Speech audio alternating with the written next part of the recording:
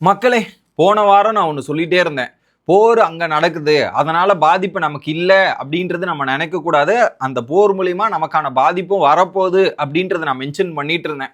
அந்த பாதிப்பு இப்போ நமக்கு வந்துருச்சு. நேத்துல இருந்து இன்னைக்கு கடந்த ஒரு 24 மணி நேரத்துல பாத்தீங்கன்னா இந்தியா ஃபுல்லாவே மெஜாரிட்டி ஆஃப் த பிளேசஸ் வந்து பாத்தீங்கன்னா கேஸ் எல்பிஜி சிலிண்டர் நம்ம யூஸ் பண்ற கேஸ் சிலிண்டரோட ஷார்டேஜ் அதிகமாயிருச்சு. இப்போ இந்தியா அதுக்கான நடவடிக்கைகள் எடுத்துக்கொண்டிருக்கிறார்கள். அப்படி என்னென்னலாம் நடந்துட்டு இருக்கு இப்போ அந்த விஷயத்துல அப்படின்றது தான் இந்த வீடியோவோட தொகுப்பு. சேனலுக்கு புதுசா இருந்தீங்கன்னா மறக்காம சப்ஸ்கிரைப் பண்ணிருங்க. வீடியோ பார்க்குற அனைவருமே மறக்காம லைக்கும் ஐப்பும் பண்ணீங்கன்னா இந்த வீடியோ பல பேருக்கு போய் ரீச் ஆகும். அந்த உதவியை பண்ணுமாறு கேட்டுக்கொள்கிறேன். இப்போ கண்டென்ட்டுக்குள்ள போயிடலாம். ஓகே, ஸோ இந்தியாவில் கிட்டத்தட்ட நிறைய மெம்பர்ஸ் வந்து இப்போ கேஸ் எல்பிஜி அத்தியாவசிய தேவைக்கான எல்பிஜி சிலிண்டர் யூஸ் பண்ணுறாங்க. ஓகே, இப்போ இந்த எல்பிஜி சிலிண்டர் இந்தியாவுக்கு எங்கேருந்து கிடைக்குது அப்படின்றத ஃபஸ்ட்டு பார்ப்போமே. ஸோ இந்தியாவுக்கு எல்பிஜி சிலிண்டர் இம்போர்ட் பண்ணுறது கிட்டத்தட்ட 100% இருக்குன்னா அதில் 40%, ஸோ 40% இந்தியாவிலேயே ப்ரொடக்ஷன் பண்ணுறாங்க, இந்தியாவிலே வந்து மேக் பண்ணுறாங்க. 40%, 60% இந்தியா இம்போர்ட் பண்ணுறாங்க.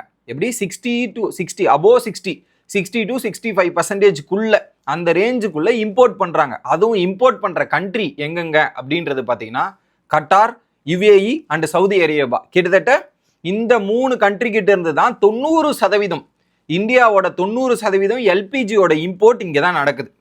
எப்படி 90% எல்பிஜியோட இம்போர்ட் இங்க இருந்து தான் நடக்குது.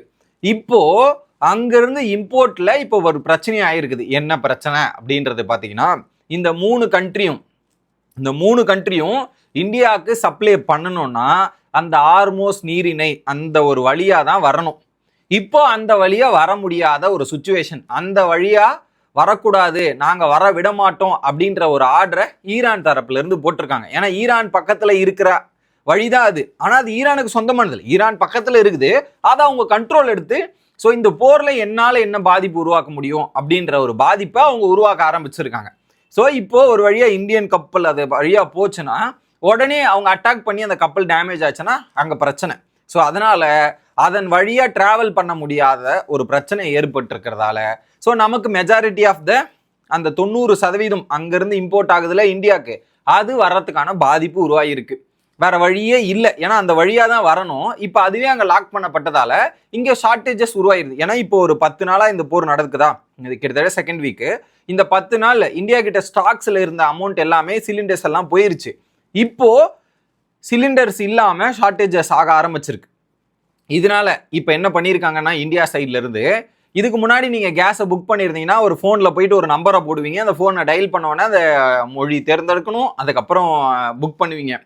அதுக்கு முன்னாடி 21 நாட்களுக்கு ஒரு வாட்டி நம்ம சிலிண்டரை புக் பண்ணலாம். இப்போ என்ன பண்ணியிருக்காங்க, சிலிண்டர் தட்டுப்பாடு ஏற்பட்டு இருக்கிறதால 25 நாளுக்கு அப்புறம் தான் நீங்க வந்து சிலிண்டரை புக் பண்ண முடியும் அப்படின்ற ஒரு கட்டாய விதியை போட்டிருக்காங்க.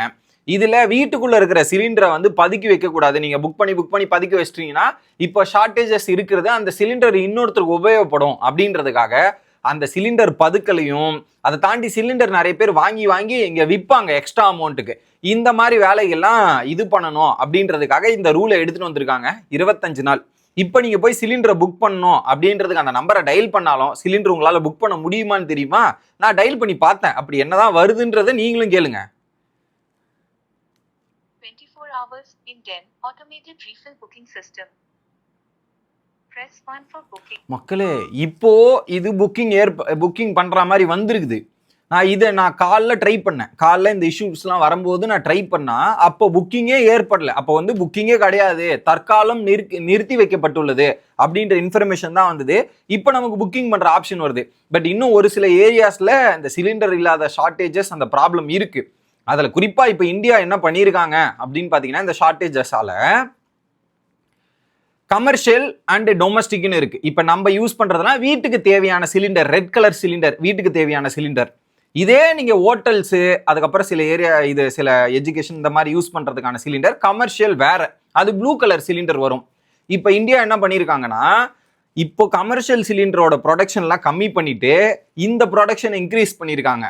எது 40% ப்ரொடக்ஷன் இருக்கலாம் இந்தியா கிட்ட, அந்த 40% ப்ரொடக்ஷன்ல இருந்து டொமஸ்டிக் வீட்டுக்கு தேவையான அத்தியாவசிய சிலிண்டருக்கு மட்டும் இப்போ நிறைய ப்ரொடக்ஷன் கொடுக்கணும் அந்த வேலையை பார்க்கணுன்றதுக்காக வீட்டுக்கு தேவையான சிலிண்டர்ஸ் அதிகமாயிட்டு இருக்கு.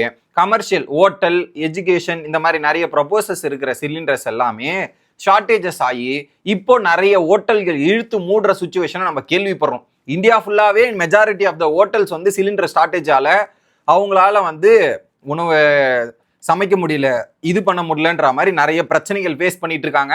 இப்போ அந்தந்த ஸ்டேட்டோட முதலமைச்சர்லாம் இப்போ உட்காந்து பேசிட்டு இருக்காங்க, இப்போ என்ன பண்ணலாம் ஏது பண்ணலான்ற மாதிரி ஒரு பிரச்சனை தீவிரமாயிட்டு இருக்கு. இதுல சில நம்ம சவுத் ஆஃப் தமிழ்நாட்டில் பார்த்தீங்கன்னா ஒரு சில சிலிண்டர் எல்லாம் 4000 ரூபாய்க்கு, எப்படி என்ன சொல்லுவாங்கன்னா கள்ளச்சந்தை, சிலிண்டரை வாங்கி வச்சுட்டு பதுக்கிட்டு அதை இப்போ கிடைக்கிற லாபம் கிடைக்குதா அந்த லாபத்துக்கு விற்கணுன்ற மாதிரி. ஸோ அதில் 4000 ரூபாய் 3000 ரூபாய்க்கெல்லாம் சிலிண்டர் விற்கிற நியூஸஸ்லாம் நம்ம பார்க்க முடியுது. 3000லேருந்து 4000 வரையும் இப்போ விற்கிறாங்களாம். அந்த பெரிய சிலிண்டர் இருக்குல்ல ப்ளூ கலர், அந்த இதுக்கு ஹோட்டல்ஸ்க்கெல்லாம் பயன்படுத்துகிற அந்த சிலிண்டர் முதற்கொண்டு இப்போ ஹெவியா ரேட் ஏறி விற்கப்படுறாங்க அப்படின்றதெல்லாம் கேள்விப்படுறோம். சில ஹோட்டல்ஸ்லாம் வந்து என்ன பண்ணுறாங்கன்னா இப்போ சிலிண்டர் தட்டுப்பாடால அந்த விறகடுப்பு இந்த மாதிரி ஆல்டர்னேட்டிவ்ஸ் வழியெல்லாம் தேர்ந்தெடுத்து ஆல்டர்னேட்டிவ்ஸாக இந்த வேலைகள்லாம் பார்க்கறதுக்கான முயற்சியை ஏற்பட்டு இருக்காங்க. ஏன்னா இப்போ ஹோட்டல்ஸ்ல ஃபுட்டு இதில் தான் உங்களுக்கு மேஜர் ரெவென்யூ. இப்போ அந்த மேஜர் ரெவென்யூவே அடி வாங்குதே. ஏன்னா சிலிண்டர்லாம் ஒன்றுமே பண்ண முடியாது, அது எல்லாமே அடி வாங்கி அவங்க ஒரு பக்கம் தத்தளிச்சிட்டு இருக்காங்க. இது வந்து ஒரு மேஜர் லாஸ் ஹோட்டல் ஓனர்ஸுக்கு எல்லாமே.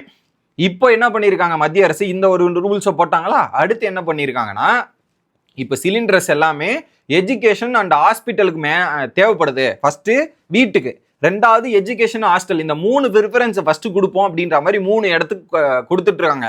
ஹோட்டலுக்கும் கம்பெனிஸ்க்கும் வந்து பார்த்தீங்கன்னா அதை வந்து கரெக்டாக விசாரிச்சு கரெக்டான இதில் இருக்கான்னு செக் பண்ணிட்டு அதெல்லாம் கொடுக்கலாம் அப்படின்ற மாதிரி இது வச்சு அவங்களாம் லாஸ்ட் ஆப்ஷன், ஃபர்ஸ்ட் இதுதான் 3 ஆப்ஷன், கடைசியாக அவங்களுக்கு கொடுக்கலாம் அப்படின்ற மாதிரி யோசிச்சுட்டு இருக்காங்க. இன்னும் என்ன ஆக போகுதுன்னு எனக்கு தெரில. இன்னொரு பக்கம் இந்த சிலிண்டர் தட்டுப்பாடு, எல்பிஜி தட்டுப்பாடு ஹோட்டல்ஸ் இது மட்டும் இல்லை, ஆட்டோ, ஏன்னா மெஜாரிட்டியா இப்போ ஆட்டோ ஓடுறதெல்லாம் இப்போ சிலிண்டர்ன்ற மாதிரி இருக்கு இல்லையா. இப்போ இந்த சிலிண்டரோட ரேட்டு வந்து ஏறிக்கிட்டே போகுது. என்ன பண்ணியிருக்காங்கன்னா இந்த மாசம் ஸ்டார்ட் ஆகிறதுக்கு முன்னாடியே வந்து 1 kg ஒரு லிட்டர், அந்த சிலிண்டர் நம்ம பெட்ரோல் எப்படி போடுறோமோ அந்த மாதிரி சிலிண்டர் போடுவாங்க இல்லையா, அதுல 54 ரூபா இருந்தது அந்த கேஸ். இப்போ என்னன்னா பார்த்தீங்கன்னா அந்த கேஸோட விலை 15 ரூபா ஏறி இருக்குது, கிட்டத்தட்ட 69 ரூபா 74 ரூபா. ஸோ ஒவ்வொரு நாளைக்குமே டிராஸ்டிக்காக இன்க்ரீஸ் ஆகிட்டே இருக்கு. நேற்று டு இன்னைக்கு ரேட்டை கம்பேர் பண்ணீங்கன்னா 3 ரூபா 4 ரூபா ஏறிக்கிட்டே போகுது. இதில் அந்த ஆட்டோ ஓட்டுநர்லாம் வந்து எங்களுக்கு வழி இல்லை, ரேட் ஏறிக்கிட்டே போகுது, இது எங்களுக்கும் பாதிப்பாக இருக்கு. ஏன்னா ஒரு நார்மலான ரேட்டுக்கு கொடுத்தா கூட பரவாயில்ல, இப்போ என்னன்னா டிமாண்ட் அதிகமாக இருக்கிறதால சில எல்பிஜி ஓடர்ஸ் என்ன பண்ணியிருக்காங்க, அது நமக்கு டிமாண்ட் அதிகமாக இருக்கு, இதுதானா சாக்கு நம்ம சம்பாதிக்கிறதுன்றதுக்காக நிறைய பேர் ரேட்டு ஏற்றி விற்கிறத தருணங்களையும் நம்மளால கேள்விப்படுறது. ஸோ என்ன பண்றது, இந்த எல்பிஜி அப்படின்றதால தான். சரி, இந்தியாவில் ஏன் இந்த ஒரு பிரச்சனை வந்திருக்கு, அது டீசல் பக்கம் வரல, இல்லை பெட்ரோல் பக்கம் வரல, ஆனால் எல்பிஜியில் மட்டும் வந்திருக்குதே அப்படின்னு கேட்டிங்கன்னா இதுதான் ஒரு பெரிய பிரச்சனை. என்னன்னா இந்தியாவோட ஸ்டோரேஜ் இருக்குல்ல, இப்போ பெட்ரோலோ டீசலோ அதுக்கான ஸ்டோரேஜஸ் வந்து நிறைய ஸ்டோரேஜ் இருக்கு, ஆயில் வந்து ஸ்டோரேஜ் பண்ணுறதுக்கு நிறைய இடங்கள் இருக்கு, அதுக்கான ஃபெசிலிட்டிஸ் நிறையவே இருக்கு. ஆனால் கேஸை ஸ்டோரேஜ் பண்ணுற ஃபெசிலிட்டிஸ் இந்தியா கிட்ட ரொம்ப ரொம்ப கம்மியாக இருக்கு. அதனால தான் இப்போ ஸ்டாக்ஸ் இல்லாமல் இந்த இது இம்போர்ட்டோட பிரச்சனை அதிகமாக இருக்குது. இதே இப்போ டீசலோட பிரச்சனையோ பெட்ரோலோட பிரச்சனையோ இப்போ ரீசெண்டாக நம்ம கேள்விப்படுறோமா இல்லை. ஏன்னா அதுக்கு ஒரு ஆல்டர்னேட்டிவாக என்ன பண்ணியிருக்காங்க, இந்தியா யூஎஸ் கிட்ட இருந்து ஆயில் வாங்கிட்டு இருந்தாலுமே இப்போ ஆல்டர்னேட்டிவாக ரஷ்யா கிட்ட இருந்து வாங்குறாங்க. அதை தாண்டி இந்தியா கிட்ட இப்போ ஒரு மோர் தென் 5 to 6 வீக்ஸுக்கு தேவையான பெட்ரோலும் டீசலும் அவங்க கிட்ட ஸ்டாக்ஸ் இருக்கு. அதனால பிரச்சனை இல்லை. அதுங்காட்டியுமே வந்து பார்த்தீங்கன்னா இம்போர்ட் பண்ண ஆரம்பிச்சிட்டாங்க, அங்கே டீல் பேசி முடிச்சிட்டாங்க ரஷ்யா கூட.